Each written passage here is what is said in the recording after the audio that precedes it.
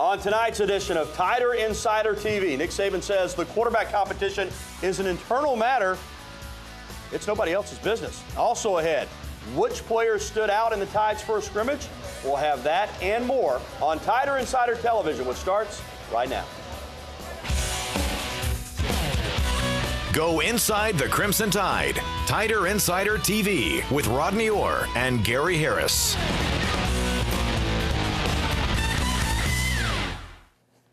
Good evening, everybody, and welcome in to Tighter Insider TV, presented by Buffalo Rock Bottling Company.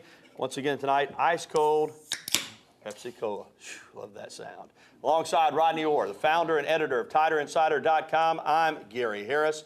And Rodney, let's talk a little bit of football. Saturday, the Tide scrimmage for the first time since fall camp began. And while we would love to tell you how the quarterbacks did, be quite honest with you, we really can't. The media is only allowed to watch a couple of warm-up sessions prior to the scrimmage, and Nick Saban released stats for only 4 players.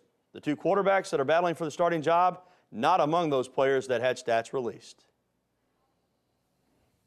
I don't want to make this a public controversy. All right, this is something that's going to be managed internally.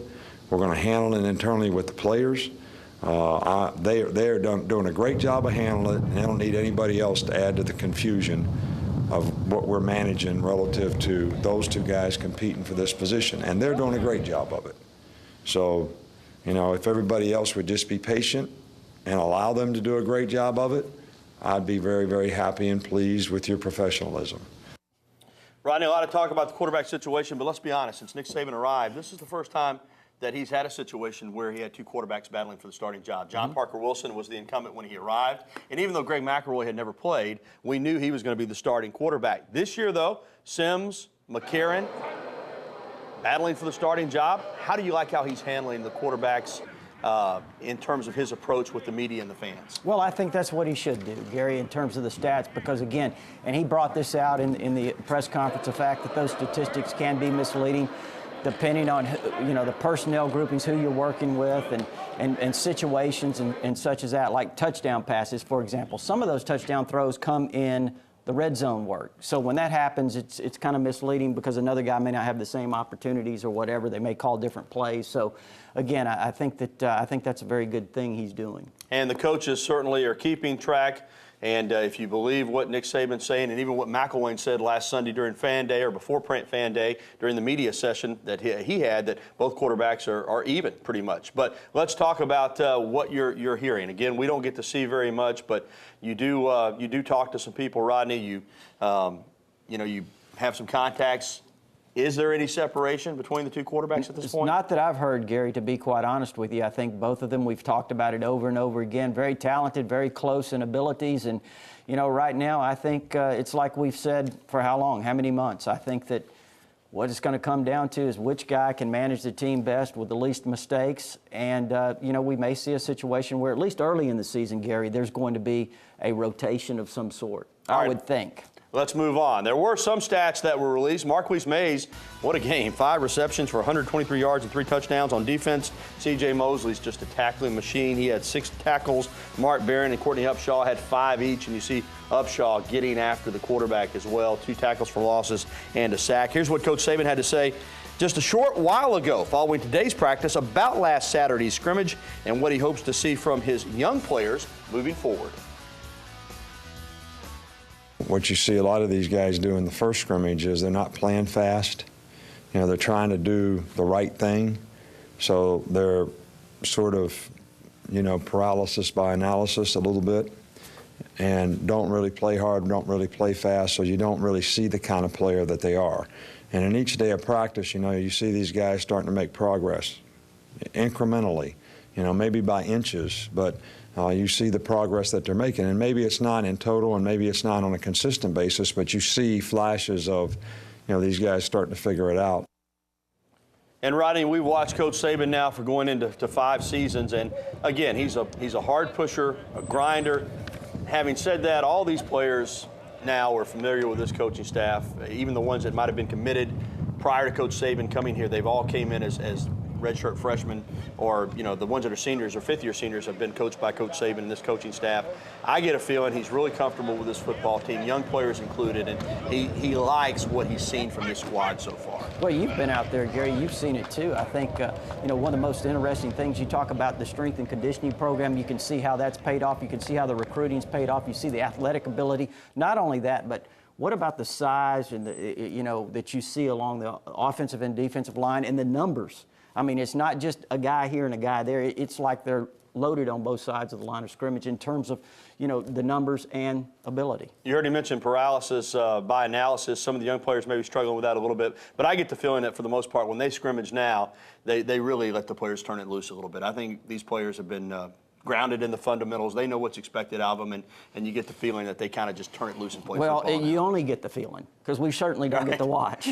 Yeah, but listening to the players talk, they enjoyed the scrimmage, and they seem to be at a point now where when those scrimmages come, they really get after each other hard. And believe it or not, it's hard to believe the season is only just a few weeks away, and be sure to start your game days with WVUA TV. Join John Huddleston and myself for Crimson Tide Kickoff presented by Alpha Insurance every Saturday morning, home or away at 8 a.m. All the fun starts September 3rd. Last year was the first year for Crimson Tide Kickoff. We had a great time doing it. We heard from the folks out there that they loved it, so we're looking forward to year number 2 of Crimson Tide Kickoff. All right, getting back to Alabama football on the field, there's the case of Deron Carter, who's not on the field. We have been hearing for some time now that it's just a matter of time, but time just keeps on ticking. As of this afternoon, he was still not out on the practice field. Rodney, what are you hearing? Nothing.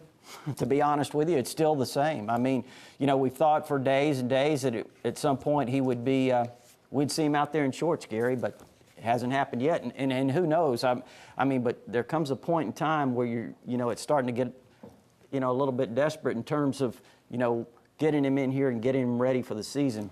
So again, obviously, they need to get him in here very quickly. Yeah, even if he gets enrolled or gets cleared to enroll and gets on the practice field, he's going to be behind, no doubt about that. Well, for the second time in his Bama career, Alabama running back Trent Richardson is gracing the cover of Sports Illustrated. The Tide will be one of several college stars. The Tide player will be one of several college stars featured when the magazine hits the stands on Thursday. Now, this marks the 11th time that Alabama football has been on the SI cover since Nick Saban arrived in Tuscaloosa in January of 2007. The magazine also has Alabama #1 in its preseason poll. So rush to the newsstands on Thursday. I'm sure you will. And still to come on Tider Insider TV, Decision Day looms for several top prospects. Rodney will have more on that in his weekly recruiting update. But up next, we'll discuss the word of the week, expansion. Would adding teams to the SEC be a good thing? Also, we'll take your phone calls and your emails. There's the information on the screen on how you can get in touch with us. You're watching the award-winning Tider Insider TV presented by Buffalo Rock. We're back on Tider Insider TV presented by Pepsi and Buffalo Rock. Rodney, let's discuss expansion because everybody else is. I said on my sports last night, the most overused phrase in sports these days, you know what it is? No. What? Done deal. Done deal. People love to say it's a done deal. Last week it was a done deal, Texas A&M to the SEC. Well, it still may very well happen, but it's not a done deal, and both sides are now being a little bit more cautious. But I want to ask you, in terms of expansion, I mean, this is a highly successful conference on all fronts, particularly football. Is expansion a good thing? Well, again, I don't know everything you take into consideration. I certainly haven't studied it nor had the time, but, being a traditionalist, I would prefer it stay the same. I really don't like that. I mean, you're talking about bringing a Texas team over and then you're breaking. And I look at it from the Big 12's perspective as well, Gary. I mean, all the rivalries they have over there, and then all of a sudden you're seeing Texas A&M and Texas split up. I just don't like it for college football as a whole. That's just me. Yeah, I like regional. Right. I like the Southeastern Conference to represent the Southeast. The Big Ten traditionally represented the Midwest. That's changed some. The Big 12, the lower plains, if you will, into and then on into Texas, and of course the Pac-12 out west and so forth. But it does look like it's coming if it happens. In terms of specifically talking about Alabama, how do you think it'll affect the Crimson Tide? Well, I don't know because I don't know what all's going to be involved in it. But you know, be interesting to see how, if they do bring in the other teams, exactly how they align the different divisions. You know, surely if they had an East and West, A&M would be in the West, but then who do you add to the East? Or, you know, do you move a team from the West to the East? I think that could be one of the holdups right now with Texas A&M. If you go to 13 teams, you've got to go to 14. Who would be that 14th team? Well, we'll stay on top of that story for you, but I think it's coming. I think expansion is the way of the world, and we may eventually have the so-called super conferences. Okay, up next, top-rated quarterback Geno Smith is scheduled to announce his college decision tomorrow. Is it Alabama or Auburn? We'll have the latest. Plus, we'll take your phone calls and get to your emails. 205-348-WVUA. That's 348-9882. Or you can email us, titv@wvuatv.com. Stay with us. Phone calls coming in a moment, but Rodney, first, recruiting is on tap, and tomorrow's a big day for Alabama and Auburn because Geno Smith, who I think we all agree is an outstanding cornerback out of St. Pius in Atlanta, quick, good coverage skills, actually pretty physical for his size. You know, one time it looked like Alabama was a strong leader, then it looked like he was going to Auburn. Now it is Alabama and Auburn as the finalist. What's the latest? Well, Gary, again, he is kind of a guy that has played cat and mouse. I mean, one week it looks like Alabama, as you mentioned, then all of a sudden he starts sending signals that maybe it's Auburn. I know that, you know, if you kind of watch Facebook, on his Facebook page, you notice that a lot of the Auburn recruits and even some Auburn recruits' parents have been out there trying to encourage him towards Auburn. So that would tell you certainly a little bit that maybe Auburn's not sure what he's going to do. So, but anyway, neither here nor there. I think, Gary, that Alabama's been in good shape. If you want to talk about his major, he wants to major in broadcasting. So if that's the case and he's dead set on that, then there's really only one choice, which would be Alabama. Right.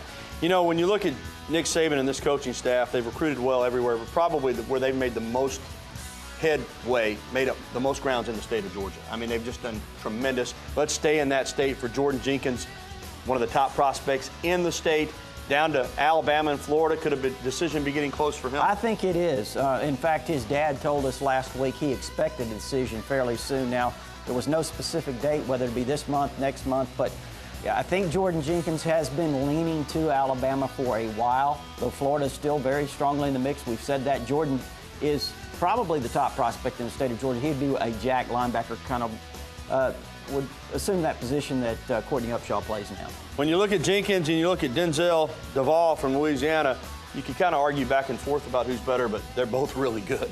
Yeah, Denzel Duvall is one of the top 3 prospects in the state of Louisiana this year. Normally, you do not go into Bastrop, Louisiana and get a prospect, but Denzel Duvall seems to be committed to going out of state. It's Alabama and Texas A&M are his top 2. Now, Gary, I think he would have already been committed to Alabama. He had a great visit last weekend or weekend before this past weekend, but Texas A&M has been recruiting him a little longer. They built a lot of strong relationships with both he and his family. But Alabama, again, is cut into that, and I think right now Alabama's probably got a slight edge. Alabama wants another offensive tackle commitment in this class. They've got a good one already from the state of Georgia, but you get the feeling that the other guy that they really focused on is Brandon Hill out of Tennessee. Well, they got that DJ Fluker type size. When you look at him, he came to camp. He didn't even play as a junior last year, but Alabama and Georgia, Mississippi State, probably the top 3, with Alabama and Georgia the 2 leaders. And again, he came to camp here earlier this summer and did very well. So he's a guy to really keep an eye on because Alabama definitely needs at least one more offensive tackle. And Rodney, I'm really curious about Jeremy Liggins, the freakish quarterback, because he's 6'4", 277, athlete out of Mississippi. I mean, for a while, Alabama looked really, really strong, but we haven't heard much from him lately. Well, and that's part of that is, Gary, that a lot of schools started realizing that he wanted to be recruited as a quarterback. Alabama was in on him early, and all those other schools all of a sudden start telling him they want him as a quarterback.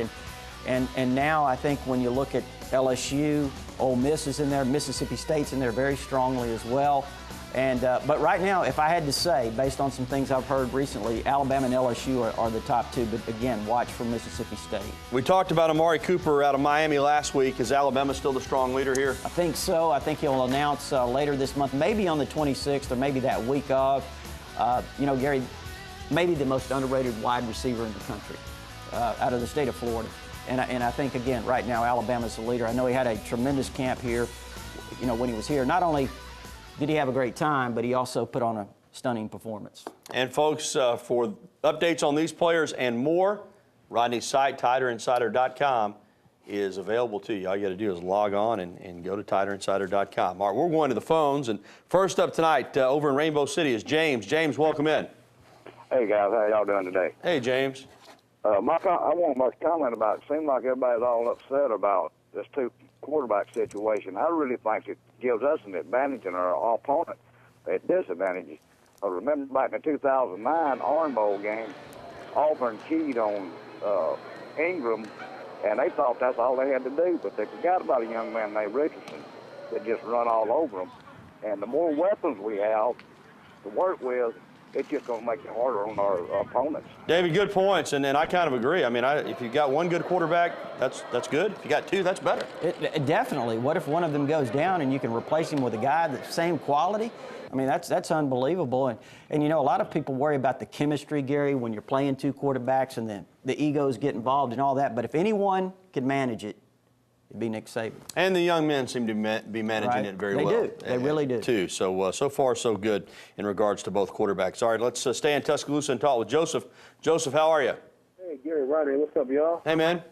Hey, I was hearing a little rumor today. They said now, I was hearing that Alabama and Kent State game might be trying to be on pay-per-view. I don't know. No, it's on free television, buddy. 11:21 a.m. kickoff on September 3rd on the SEC Network. No pay-per-view for that one. Pay-per-view for the Georgia Southern game, but not for Kent State. Free TV for that one, Joseph, on the opening Saturday. So you can watch it at home. All right, let's go to Bessemer and talk with David. David, what's going on? Gary, what's going on, Gary? Hey, buddy. Hey, man, I was trying to find out about Howard Tires. Is he going to be okay? Oh, yeah. Just absolutely. Just had a little piece on him on the 6 o'clock sports. You see the club, if you call it, on his left hand. But, you know, it's mainly precautionary. He said yesterday, in fact, Rodney, that he expects by the 3rd not to even have to wear anything other than maybe just a little tape and a glove. But he says it's not hampering him that much, and he's going to be good to go. Well, and I actually saw the hand yesterday, Gary. It's still swollen pretty good. It's got that, of course, the incision, but he's going to be fine. All right, more of your phone calls coming up. The number is 205-348-WVUA. And also, don't forget, you can catch us on the radio now, Rodney and I, every Wednesday night from 6 until 8 p.m. on those great stations there listed across the state of Alabama. Also, you can listen to us streaming live at 977thezone.com, and we'll be picking up some more affiliates as we go along. We'll be back. Stay with us. Welcome back to Tider Insider TV. More phone calls in just a minute, but first, take a look at these shirts. Man, I tell you, we kind of contrast a little bit with the blue and the dark red, but they both have the elephant logo. The original elephant wear from the locker room located on the University Strip. It's a Tuscaloosa tradition for 47 years and is the home of the original elephant wear shirts, ties, pullovers, pants, shorts, and much, much more. You can drop by the store anytime, Monday through Saturday, or you can visit them online at www.locker-room.biz. Check out their inventory there. Get you some of the original elephant wear. It has taken Alabama by storm. Okay, right back to the phones now. JK is in Tuscaloosa. JK, welcome in, my man. Hey, good evening, guys. How y'all doing? Hey, buddy. Rodney, you still got the best Crimson Tide recruiting website in the world. I want to congratulate you on it. But JK, I appreciate that. My question tonight is Trevor Lacey eligible to enroll at Alabama? Not right now, JK. And, you know, report came out last week. I think it was Friday. That he was eligible, but the university quickly put out a statement that was not the case. I'm hearing good things. I mean, I'm hearing that he's going to be cleared to enroll, but as of this moment, he has not been cleared to enroll, and hopefully that'll be taken care of. He'll get in school because he is going to be, even as a freshman, a key piece to this basketball puzzle that Anthony Grant's putting together. I think Alabama's got a really good chance to make the NCAA tournament this year. JaMychal Green's playing very well over in China, and they need Trevor Lacey, and I think it's all going to work out, but not yet. Okay, let's talk with our good buddy, CB. CB, what's up? Ain't nothing had it, man. I think about y'all. Y'all go to eat after the show. I had a little church function Saturday night, quick 30-second tale. I built me up 2 plates and told a war tale or 2, and this lady looked over at my eyes and said, "You ain't got no shame in your game." I said, "No, I sure ain't." But how about the loaded tight ends, brother? Well, come on out to the Pottery Grill and join us tonight, CB, if you want to, about 7:15. Hey, they got a bunch of tight ends, and I'm glad you asked about the tight ends. It's a position that doesn't get asked about very often, but you got Michael Williams out of Pickens County going to play in the NFL. Brad Smelly, great pass catcher, and the list just keeps going on. They got a bunch of talented tight ends. Yep, Harrison Jones, Gary, when you look at him, he's probably changed his body more than anyone here over the last year. And they've got a freshman that a lot of people don't know about or may not know about yet, but keep an eye on him. He's a big kid, Malcolm Fashawn, out of the state of Mississippi. He's 6'5", 265, Gary. I mean, he looks like a young Michael Williams. All right, real quickly, one more call. Let's talk with Carrie. She's with us from Shelby. Go ahead, Carrie. Hi. Today a report just came out from Yahoo about the Miami football program implicating two of Alabama's current coaches, Panuzio and Stoutland, our offensive line coach. How do you think this is going to affect us? Yes, ma'am. Well, we're just like you. We're just getting the info on that. You're right. Both those coaches have been mentioned. They were at Miami. They are now at Alabama. To answer you, I don't know yet. We're just going to see what happens. It certainly doesn't implicate Alabama at all. It could affect these coaches, but we'll just have to wait and see. Yeah, and that's the main point, Gary, is it certainly doesn't implicate Alabama. All right. Thanks for the phone call there, Carrie, from over in Shelby. And we are going to be back with Greg McElroy, looking good in his first NFL outing of his young career. We'll have that story when Tider Insider TV continues.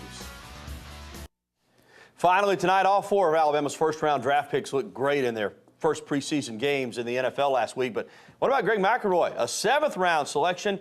So that usually means that you're just barely hoping to stick with the team. Well, I tell you what, he played really good for the Jets last night, Rodney. I tell you, the numbers were unbelievable. 23 of 39, 208 yards. Mark Brunell was injured, so he played most of the game behind Sanchez. Look at this. This should have been the game winner. Catch the football, Michael Campbell. Jets lost to the Texans 20-16. I mean, that's perfect. Made the great move. Wide open. You got to catch that football. McElroy, though, looking like he may stick with the Jets. It's dinner time. As I said a little bit earlier to CB, we're going to be at the Pottery Grill tonight in Northport, chowing down on some barbecue. Come join us about 7:15. And if you missed any of tonight's show, you can find it anytime at WVUATV.com. We'll have it posted later. Of course, we'll have a replay of this program tonight after the 10 o'clock news as well. So for our producer, John Huddleston, our director, Jonathan Newman, and my co-host, Rodney Orr, I'm Gary Harris. Thanks for watching TITV, and we'll see you again next week.